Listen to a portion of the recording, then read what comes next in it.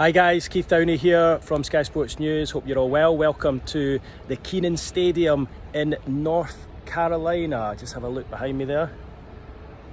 50,000 seat stadium that will hold Chelsea against Wrexham and Mauricio Pochettino's first match in charge on Wednesday night here in North Carolina. Now you might ask why I'm here in North Carolina. Well, let me tell you, last night I spent the night in Durham it was, but not Durham in northeast of England. It was Durham here in North Carolina, because that's where I'm based for the next few days, covering Chelsea before Newcastle come out here to play in the Premier League Summer Series. It is absolutely burning out here, let me tell you, and Newcastle will travel out tomorrow straight after the match against Rangers. By the time you're watching this, you'll probably know the result, because Rangers playing Newcastle about now in Allan McGregor's testimonial. Really disappointed that I'm going to miss that myself, because I spent 3 good years working for the club up at Rangers, and then covered the club for Scottish Television for 3 years when Rangers went into administration and then liquidation and were demoted down to the 4th tier of Scottish football, and it was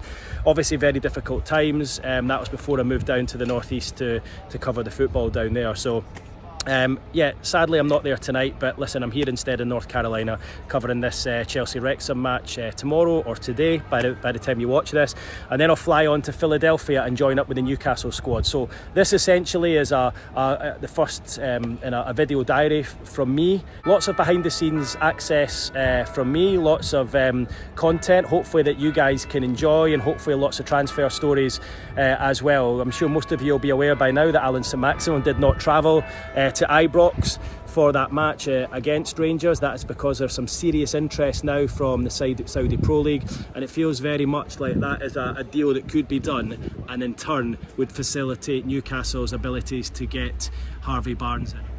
I know many of you have been reaching out on social media and asking why Newcastle haven't signed more players, why they're having to essentially sell Saint-Maximin before they get Barnes. Are Newcastle signing Kvaratskhelia from Napoli for £82 million? Look, my information is Newcastle don't have that sort of money to spend this window due to financial fair play. Similar with Axel Disasi of Monaco. I know there's been a few different outlets and reports saying that Newcastle are in talks. It's my information that is not the case, and a lot of that is being agent driven. So Harvey Barnes is the one that Newcastle want, and I do feel that if the Allan Saint-Maximin potential exit does gather pace, that would in turn allow a deal for Barnes to happen. Look, we heard from Eddie Howe at the weekend, didn't we? He said that Newcastle need to be creative in the market. He says they're working under a strict budget, and that is because they're very close to their financial fair play parameters this window. Listen, it's making it very difficult for him, because he's the reason why Newcastle are playing pretty much in the Champions League this season, and it's from his excellence in management and coaching that's got Newcastle to here. But he's almost made it more difficult for himself, isn't he? Because he's now going to want the small group of players he's got, with a couple of additions, to try and compete on both fronts this season. I'm told that the Georgian winger at that price is a no. Axel Disasi is one that's been offered to the football club, and Newcastle again at that price don't have an interest in. So let's see what the week brings. As I say, looking forward to bringing you some exclusive behind the scenes content. We'll be at training with the players, we will be at press conferences, have interviews with a number of players as well, and we'll be meeting a lot of the fans out in the US as well.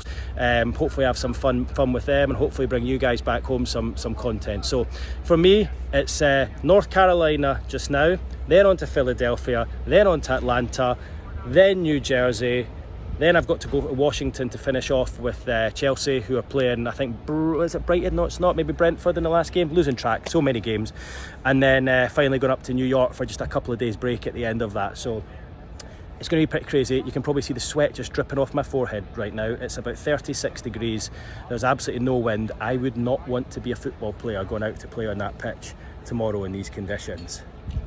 And it'll be the same for the Newcastle players when they arrive here tomorrow. By the time you watch this, they might actually be here. So anyway, video diary part 1 from me. Hopefully it works okay. If you want to watch any more, press the subscribe button, like what you see, give me some comments, give me some abuse. You know what you like to do, and we can take it from there.